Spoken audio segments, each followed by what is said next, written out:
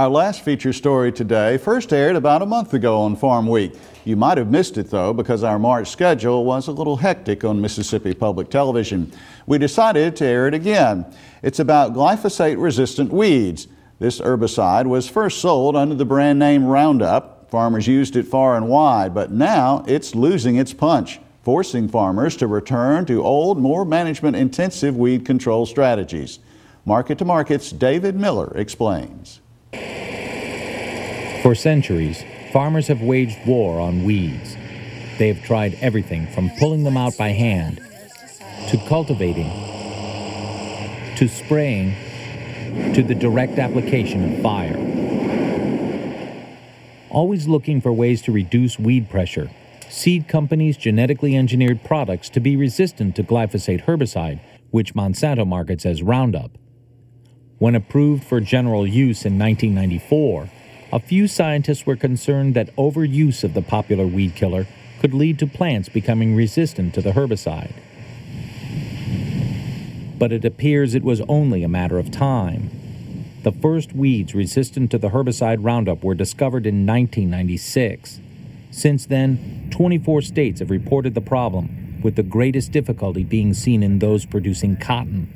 And while not as prevalent, some Midwestern farmers also are finding Roundup-resistant weeds in their corn and soybean fields. I think of it kind of like baseball. You can't go out there and throw the same pitch every time and expect to win. Weeds are very adaptable. If you throw the same thing at them over and over, they will eventually overcome it. Over the past 15 years, scientists have identified more than 20 plants with resistance to glyphosate herbicides, including Palmer amaranth, more commonly known as pigweed, water hemp, giant ragweed, kochia, and mare's tail. Larry Steckel, a University of Tennessee Knoxville extension weed specialist, believes the days of weed control being handled by making a few spray passes over emerging herbicide-tolerant plants are gone. I tell our growers, a lot of the meetings, I say, you can always think back on 2003 as being the good old days when it comes to weed control, because it's never going to be that simple or easy again. Steckel believes growers need to go back to weed control methods used prior to 2003, and he's calling for a resurgence of both hand and machine cultivation, an increase in crop rotation, the planting of cover crops, and the use of herbicides previously set aside for the advantages of glyphosate. Now, everybody moved into the Roundup technology in the mid-90s, and that didn't happen in a vacuum. A lot of these farmers got very big. They farmed a lot more acres than they did in the 80s. And you could do that when Roundup controlled weeds at any size with one of these big sprayers, you know. Once you have to go back to these herbicides and rely almost exclusively on those that we were using back in the 80s, we just don't have as many sprayers, as much labor, and as much time as we need to get things sprayed as timely as back when we were using the same herbicides in the 80s.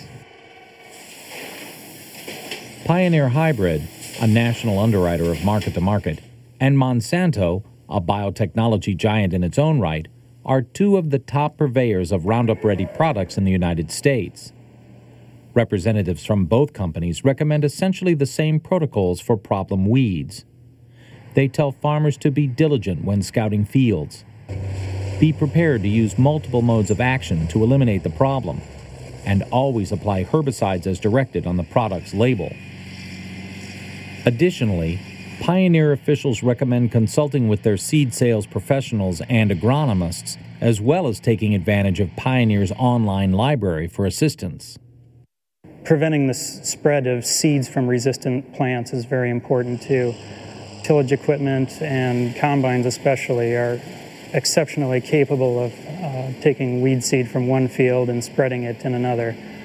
So that might mean harvesting a field with resistant weeds last, or possibly cleaning machinery before moving between fields. Monsanto offers similar services and has added a monetary rebate program that encourages farmers to use a broader spectrum of chemicals to combat weeds. The incentives range from $10 per acre for soybeans to $22 per acre for cotton. It's multiple modes of action. It's using 2 or 3 herbicides that have overlapping effects on the weeds, so that you don't get into a situation where you only have one herbicide and you're starting to select for the resistance. What we do as part of our Roundup Ready Plus platform is go to academics, go to third parties, ask them what the best recommendations are, what products would they use for these key weeds, and then we put them into our program and we make the recommendation also, and in fact incentivize growers with funds to buy those other products. The program is unique in the marketplace and offers rebates on a myriad of chemicals made by a laundry list of manufacturers. Both Pioneer and Monsanto recommend the use of residual herbicides that are applied before planting or before the plants emerge from the soil.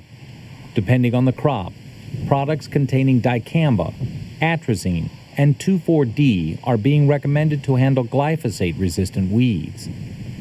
Implement manufacturers also are adapting their products. Wilmer, Minnesota-based Wilmer Fabrication, for example, makes a spray hood designed to decrease herbicide drift and increase direct application to problem weeds. And waiting in the wings are the next lines of herbicide-tolerant crops with resistance to chemicals already in the farmer's weed arsenal. Despite the encouraging news, these new seeds are still a few years away from commercialization. For now, farmers will need to be diligent about watching and waiting to see if herbicide-resistant weeds creep into their fields. For Market to Market, I'm David Miller. If you're interested in watching this story again on herbicide-resistant weeds, you can go to our Farmweek website, farmweek.msucares.com. You can also find us on Facebook and YouTube. And we'll also have links to the Market to Market website where you can see the story as well and read the script. Again, our website, farmweek.msucares.com.